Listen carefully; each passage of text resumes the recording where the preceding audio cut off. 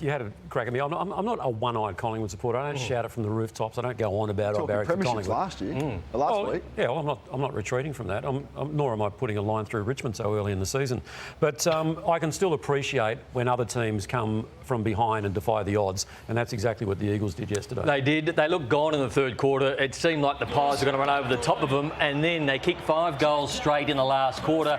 Josh Kennedy had very limited touches, but every time he touched it, it was good. Myercheck takes a big mark on the goal line, puts them back in front, and then from then on, it was West Coast. This man, Rioli's come back and he played great football for him in the first 3 rounds. He kicked 3 goals, and he kicked important goals yesterday too, Rioli, and then Waterman, the bouncing ball, and the sealer right there. So it was a big win to West Coast. Nobody expected to win yesterday. And I was worried about, how do they get through this season when you go 0-4 after playing Collingwood, but they've put some life into their season.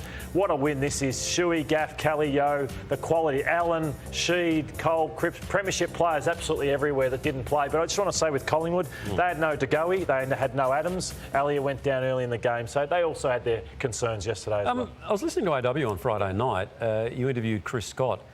And even though he wasn't playing Collingwood, they did the week before, he made a pretty bold observation. Yeah, let's listen to Chris Scott on Friday night in the pre-game about Collingwood and then have a chat about their game style afterwards.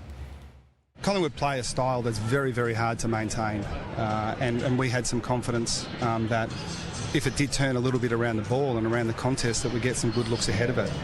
Kano, so you've done some numbers on that last quarter for the Pies. Yeah, so it's twofold. It's the pressure that they apply, which is really difficult to keep up for 4 quarters with a young group, but it's also the way they move the ball and they take a lot of risks. So if you turn the footy over, you're going to get opened up. And when fatigue sets in late, this is what they have conceded in last quarters this year. Look at it, 7-9-51, 6-7-103. So more than double against in last quarters through 4 rounds only this year. So look, they'll look at that this week. They'll say, can we be a bit more controlled with the ball, Brownie? Can we just take some sting out of it like Melbourne do and other teams do and have a bit more control later in games? People will start to talk about fitness. So I think every side is just as fit as each other. But you look at Melbourne, and I don't think they work anywhere near as hard as a Collingwood footy club in that 4th quarter. It's just Collingwood do so much running, so much ballistic running. Melbourne have got such a great system that you watch their players, they just roll around in the zone until they turn it over and then they go. So it's not a fitness thing. I think it's a system. Can I just say it's a big loss for Collingwood because they start the season, you beat St Kilda, you beat Adelaide, very happy with themselves, very up and about, the new coach is in, and how good's this?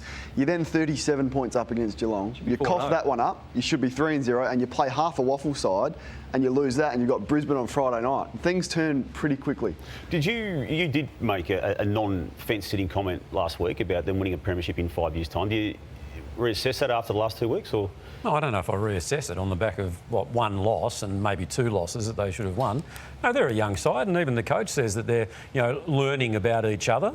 Right, they're learning obviously a different sort of a brand of football. I just think when you've got people like Quaynor, you've got Dacos ×2, you've got Henry, who I think is going to develop. Darcy Moore's only going to get better. Ginnivan possibly.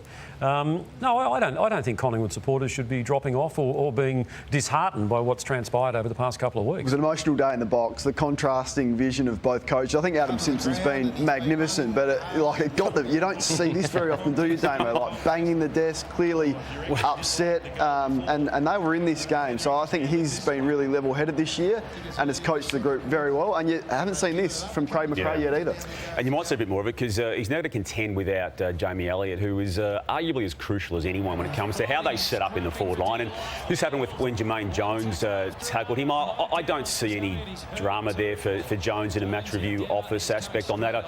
I know they're trying to stop this type of damage being done out of tackles, but again, unless I'm misreading that, guys, I don't see any issue for Jones on that. But unfortunately, TJ, he's going to miss probably a minimum of 12 weeks with that AC popping. TJ, we need DeGoey to play the football of his life now. I think the massive loss, and I think Jordan probably cost them a bit yesterday with not being there, and need a big few months, I think, without him. And no one would know that more than Jordan DeGoey. So this is going to be make or break for him.